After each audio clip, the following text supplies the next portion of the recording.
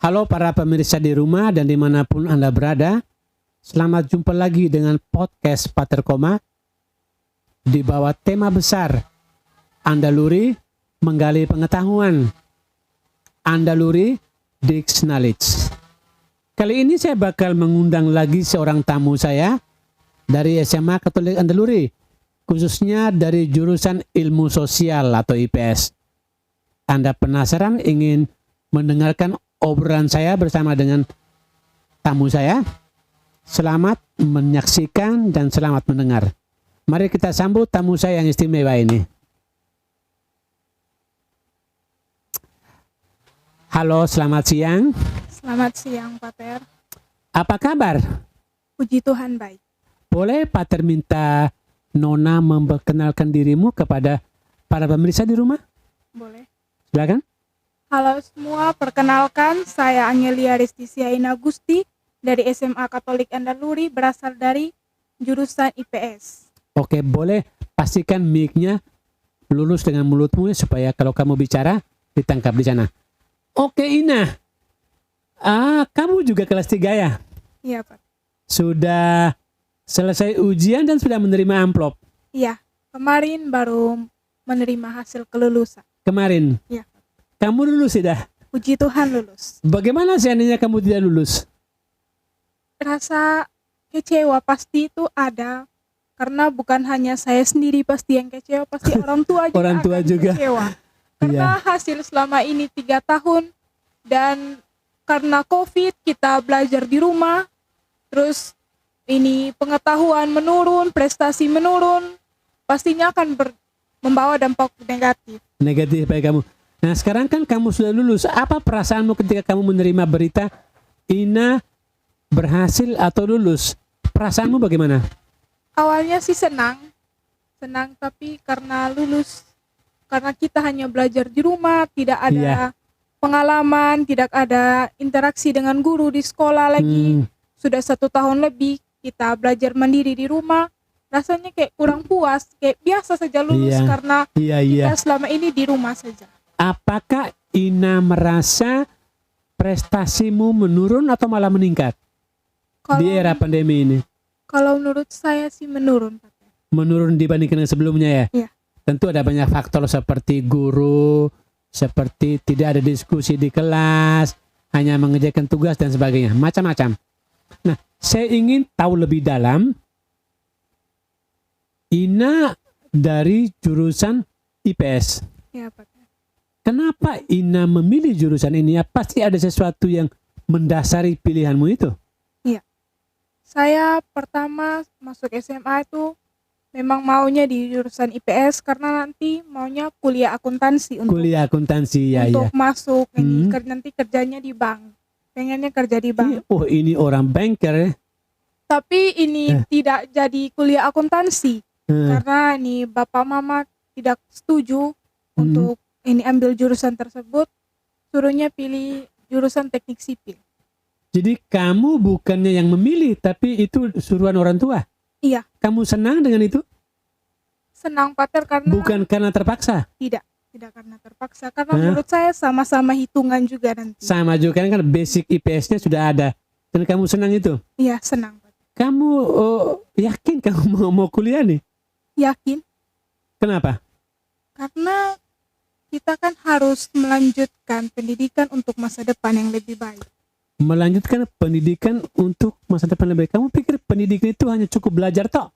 Tidak. Tanpa mesti ada keterampilan? Tidak. Kamu pikir jurusan yang kamu pilih ini bakal menambah keterampilan kamu? Iya. Dalam hitungan, apalagi kalau misalnya kita ambil teknik sipil kan, itu berkaitan dengan kita menghitung ini apa untuk gedung-gedung pembangunan nanti. Jadi itu buat kita banyak pengalaman. Oh, kamu suka begitu? Iya. Nah, itu namanya pelajar yang mengenal potensinya, yang tahu tentang minatnya, dan dia yakin minat ini dipupuki lagi ke jenjang pendidikan yang lebih tinggi. Nah, ngobrol-ngobrol, Ina, kamu sudah 1 tahun lebih ini mengalami pandemi. Iya, Pak. Apa pengalamanmu ketika kamu mendengar berita bahwa kamu mesti belajar dari rumah? Untuk pertama kalinya reaksimu bagaimana? Awalnya sih senang Kenapa belajar. kenapa kamu pilih senang? Senang kayak maunya awalnya kan cuma 2 minggu toh. Oke, ya waktu itu Awalnya kita hanya 2 senang, minggu ya. kayak rasa libur semuanya tidak terlalu terikat dengan kalau Hmm. misalnya kan di sekolah harus ini masuk kelas, tidak kalau misalnya kan kalau di rumah kan belajar bisa sambil ini apa Sambil ini, makan permen, ya, sambil lebih beli santai. es gitu ya. lebih santai dibandingkan di sekolah. Oke. Tapi kelamaan ini mulai bertambah waktunya, Lama kelamaan. bahwa ini bosan juga kan kita kalau misalnya siswa-siswi itu kebanyakan rasa malas sobat ya. Ya, Jadi akhirnya malas. Kalau di sekolah kan jarang nih tugas tidak terlalu banyak seperti sekolah online. online ya. Tapi pas sekolah online tugas makin banyak. Jadi kayak rasa malas mau kerja tugas sabar dulu tunggu nanti masih capek baru Iya. ada berhabis ini belajar yang ini. Dalam satu hari itu ada 6 mata pelajaran kamu digebuk dengan begitu banyak tugas ya. Iya Pak. Kamu sepakat kalau saya mengatakan kayaknya belajar online ini kan sama dengan mengerjakan tugas toh? Itu hanya mengerjakan tugas toh. Kamu tidak mendapatkan apa-apa pengetahuan dari materi yang diberikan guru. Iya, kalau misalnya ini kan kebanyakan ada yang menggunakan ini video, memberikan video pembelajaran seperti ya. Pater Kovan kan memberi video pembelajaran untuk Iya, kita pelajari. betul. Dan Kan itu ada guru-guru yang lain itu hanya- membantu kamu. Kalau misalnya kita nonton video gitu, Pater kita kayak tidak Paham. terlalu ini bosan. Kan kalau Santai. membaca tuh Iya, bosan, bosan. cepat malas. Kalau Bagaimana misalnya dengan baca. guru yang lain?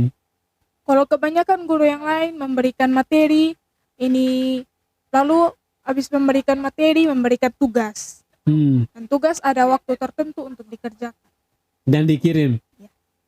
Jadi kamu merasa bahwa belajar di tengah pandemi ini memang ada senangnya, Ada susah. ada susahnya, ya kan? Iya, Pak.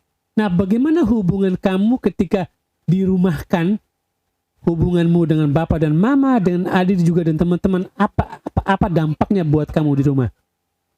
Ya awalnya tuh kan pas sekolah online itu saya kan baru keluar dari asrama susteran karena Iya. sakit, jadi Iya. bapak suruh keluar. Jadi pas itu tidak pegang HP sama sekali, tidak pegang HP. Terus yang diharapkan hanya HP-nya mama saja. Kalau misalnya gitu. untuk ini apa, kalau paketan tidak bermasalah di situ. Tapi kondisinya di HP-nya. Karena adik yang nomor 2 juga kan dia SMP. Dan mereka tuh setiap hari pasti ada pembelajaran online. Jadi harus bisa bagi waktu, setengah matinya di situ. Jadi bagi jatahnya Ina, bagi jatahnya adik juga. Iya. Belum lagi mama kan harus ke sekolah karena mama kan guru. Guru juga kan SD kan sekolah online juga. Harus membutuhkan HP lagi. Jadi kendalanya di situ. Tapi akhirnya tuh kamu selesai. Iya, karena setelah beberapa bulan sebelum naik ke kelas 12 sudah dibelikan HP sendiri. Jadi untuk ini apa lebih ringan lah, sudah tidak harus tunggu adik habis pakai baru saya pakai lagi. Jadi sudah bisa untuk menyesuaikan sendiri. Nah, selain itu ketika kamu di rumah kan kamu tetap rasa nyaman dengan bapak dan mama. Kamu merasa bahwa kamu masih bisa belajar meskipun di rumah karena mereka masih mengawasi. Kalau di rumah tuh diawasi. Kasih saya contoh. Kalau misalnya di rumah tuh habis bangun pagi, habis bantu mama gitu. Bersihkan Apalagi rumah. anak perempuan harus bantu tuh. Betul. Habis bantu. Nah, itu sudah dari sekitar misalnya jam 8 itu waktu untuk belajar sudah sampai jam 12. Disesuaikan dengan jam sekolah juga. Jadi kita tidak boleh misalnya kalau kita pegang HP kan pasti banyak anak-anak kalau misalnya alasan pegang HP ada belajar padahal buka lain. Betul. Ada membuka aplikasi lain. Tapi itu kita diawasi, selalu diawasi. Oleh mama dan bapak. Iya. Kalau bapak sih tidak terlalu. Karena bapak lebih sibuknya di kantor. Kalau mama kan guru, mama tahu harus bagaimana. Oke. Jadi lebih diawasi. Jadi kamu beruntung karena kamu lahir dari rahim seorang ibu guru. Iya. Jadi dia tahu betul di mana kebutuhan seorang siswa sekolah. Iya. Tidak hanya sekedar mengerjakan pekerjaannya di kantor, tapi juga dia masih bisa mengawasi anaknya yang sedang sekolah secara online. Iya. Kamu bisa bayangkan ada masih banyak anak lain yang orang tuanya bukan guru. Pasti berantakan. karena dia tidak tahu irama seorang pelajar di sekolah. Nah, omong-omong ketika kamu mulai di rumah, kamu pernah punya kemampuan mengatur jadwal hidupmu dari pagi sampai malam. Biasanya kamu buat apa? Berapa persen untuk bantu mama, jam belajarnya berapa, dinamikanya bagaimana yang kamu lakukan di rumah? Kalau misalnya kan pagi habis bangun, habis mandi bantu mama. Habis bantu mama itu belajar. Kadang juga belajar tuh tidak sepenuhnya dari jam 8 sampai jam 12 siang. Iya, betul. Karena istirahat ada rasa bosan juga, capek. Nah, itu ini misalnya kalau ini istirahat itu nonton film atau Film Korea. Kamu pencinta Korea? Hah? Kamu pencinta Korea kalau film Korea tidak atau terlalu pencinta film Cina? Tidak. Kalau Tidak. film Cina tidak. Kalau Korea lebih ke Korea. Korea. Iya. Tapi tidak, kalau film Korea tidak terlalu. Maksudnya tidak sampai gila-gila apa gitu kayak orang lain kan. Misalnya kalau fans itu kayak sampai gila-gila. Sampai mereka tahu tuh bahwa pemain Korea itu sedang sakit. Iya, sampai maunya ikuti semua. Kalau saya tidak, hanya sebatas suka-suka begitu saja. Tidak sampai terlalu tergila-gila. Apakah Ina juga suka main TikTok? Kalau TikTok tidak, Pak. Tidak. Tidak. Facebook? Kalau Facebook tidak pernah buka lagi sekarang. Kenapa? Hanya kayak lebih ke WA saja. WA, karena untuk kebutuhan belajar juga dan chatting-chattingan atau video call kan? Oke, Nah, kamu tadi kan sudah mengatakan kamu sudah memilih IPS. Kamu yakin bahwa ilmu ini bisa betul-betul mempersiapkan kamu ke depan untuk masa depanmu? Iya, karena kalau misalnya IPS kan itu berkaitan dengan ilmu sosial. Terus satu paling senang dengan sosial, makanya lebih senang bergaul, cepat bergaul. Oke. Jadi kalau misalnya itu artinya kalau ilmu lain itu susah. Tidak juga sih, tapi maunya kalau IPS kita lebih mengerti, maunya keadaan hidupnya itu bagaimana. Kan kita lebih mempelajari toh. Ya, Anda lebih care pada kebutuhan sosial ya. Dan kamu dibekali di Andaluri itu selama 3 tahun ini? Kan kamu punya guru favorit itu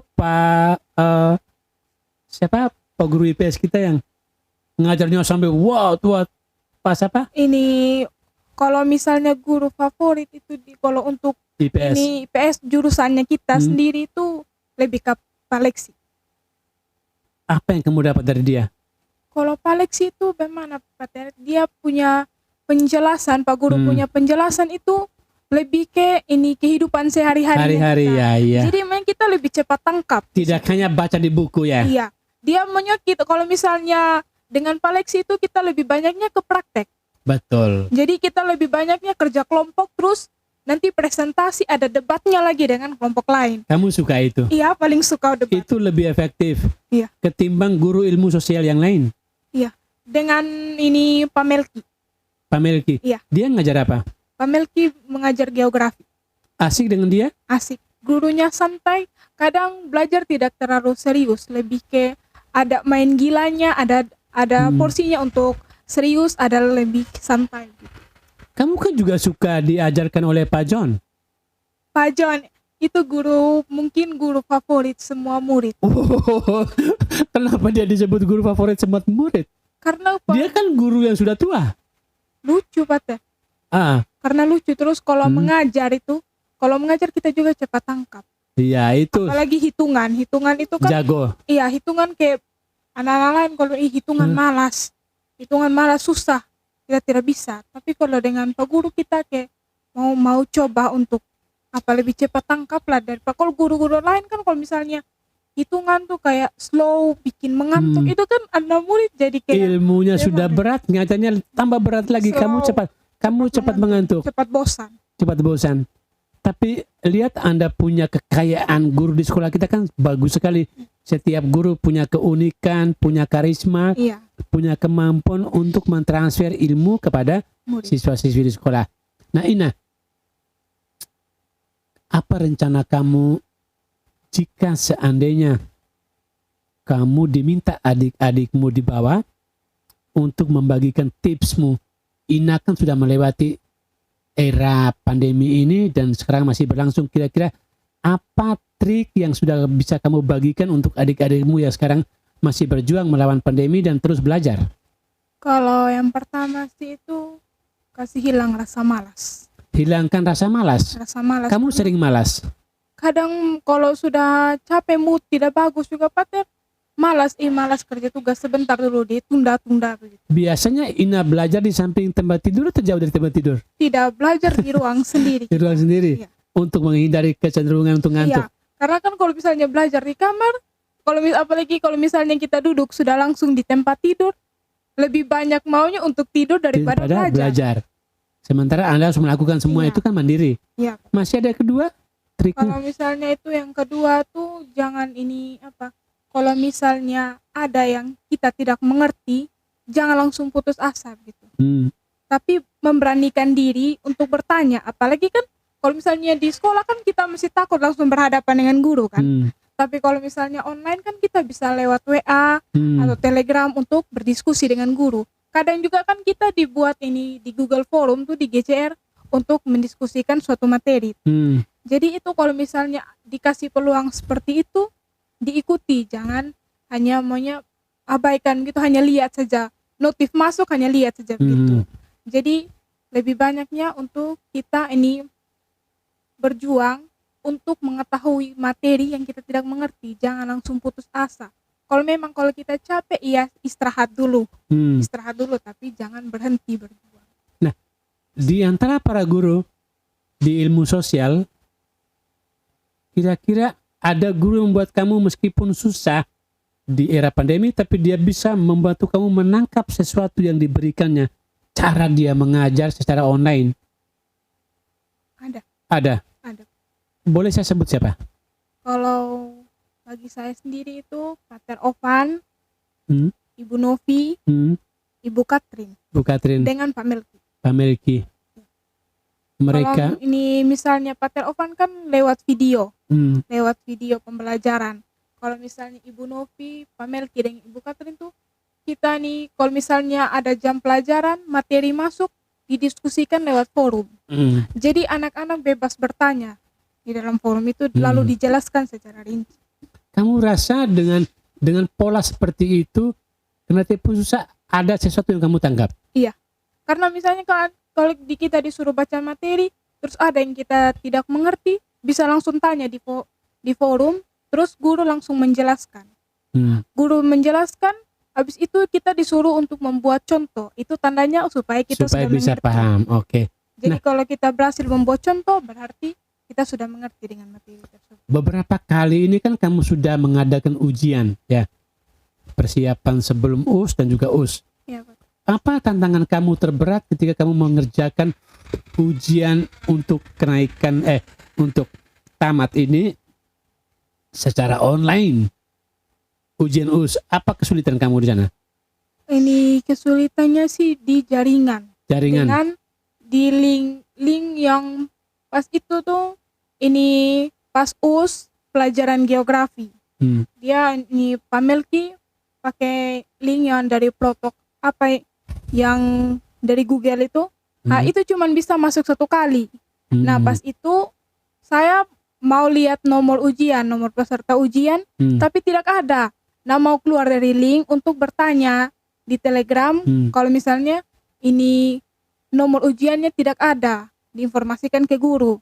Tapi setelah itu tidak bisa masuk lagi. Kendalanya di situ. Terus jaringan, apalagi kemarin karena habis bencana, jaringan agak susah di daerahnya saya sendiri. Jadi itu kendalanya. Kalau misalnya susahnya di soal, lebih susahnya kemarin ke fisika di hitungan-hitungan. Karena waktunya juga kita harus kejar. Tapi akhirnya kamu finish, selesai juga kan? Selesai. Kalau misalnya ada yang saya tidak tahu, pasrah. Ada yang mirip-mirip jawaban, tekan sudah. Daripada waktu habis tidak dikumpul sama sekali. Karena kan ujian, jadi kamu dilatih untuk tertib pada waktu. Iya. Tapi puji Tuhan kan akhirnya toh kamu pernah mengalami bagaimana suka duka belajar di tengah pandemi. Pernah. Zamannya parter tidak pernah ada pandemi. Kami situasinya normal sampai selesai, jadi kami punya ijazah juga itu semuanya itu legal. Kalau Anda ini kan 1 tahun terakhir ini kan mengalami penurunan. Ya.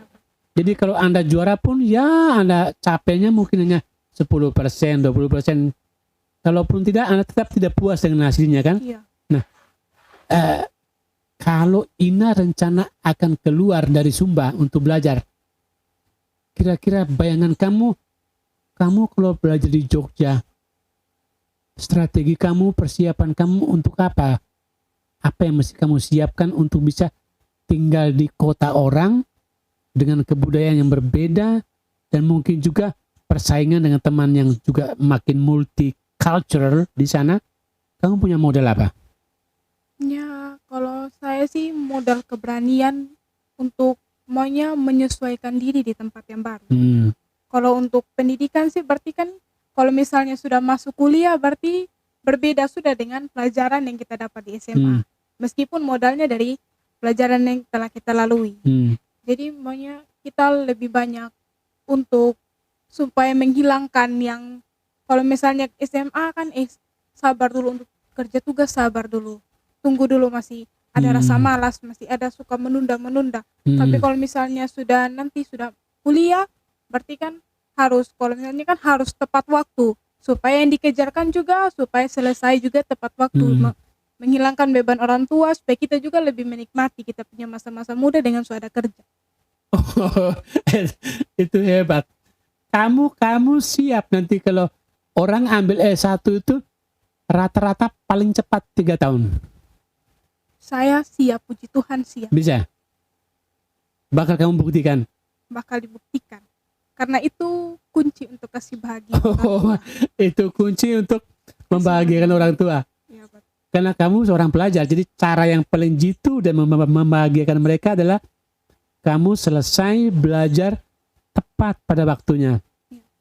Bicara-bicara tentang ini, kadang-kadang orang yang disebut mahasiswa ketika sudah selesai belajar pulang ke Sumba tidak punya pekerjaan. Kalau saya sih yakin saya bisa dapat kerja di sini. Kalau misalnya saya pulang Sumba dengan jurusan yang saya ambil, saya yakin saya bisa dapat kerja di sini. Anda jamin? Jamin. Jika seandainya situasi tidak mendukung Anda akhirnya menjadi penganggur, apa yang kamu buat? Karena ini kalau misalnya pulang Sumba di sini karena kan bapak sendiri sudah di bagian ini. Jadi kalau misalnya pulang Sumba tinggal melanjutkan. Atau bukankah itu disebut nepotisme? Kalau menurut saya sih Pater, kalau saya memang bapak mau untuk melanjutkan. Dia punya pekerjaan begitu. Tapi kalau saya sendiri mau mencoba sendiri untuk dengan usaha saya sendiri. Meskipun nanti ada konsultasi kerjasama dengan bapak, tapi saya mau buat usaha sendiri. Jadi misalnya nanti kita sukses karena usaha sendiri. Bukan keringat orang tua. Bukan. Orang kan disebut mahasiswa. Mahasiswa. Sekarang kan kamu siswa di SMA. Ya. Di perguruan tinggi disebut mahasiswa. Kata maha ini menuntut kualitas yang lebih tinggi. Semuanya dilakukan secara mandiri. Punya kebebasan, punya tanggung jawab, dan punya komitmen. Ini yang mencirikan perbedaan ketika Anda disebut siswa dan ketika disebut mahasiswa. Kamu siap untuk itu? Siap, puji Tuhan siap. Puji Tuhan. Ini namanya Ina. Ina itu kan mama. Iya. Kamu tahu? Bapak dari mana? Bapak Sumba Barat. Dari mana Sumba Barat? Sumba Barat tuh WJ Wapal. Bapak? Mama? Mama Sumba Tengah. Oh, kamu orang barat. Jadi kamu pakai kata sekarang saya paham. Nah, Ina, saya minta Anda kira-kira kamu punya ucapan apa untuk Andaluri dan juga untuk para gurumu yang sudah ikut mendidik kamu. Kalau untuk para guru, terima kasih sudah mendidik saya selama 3 tahun.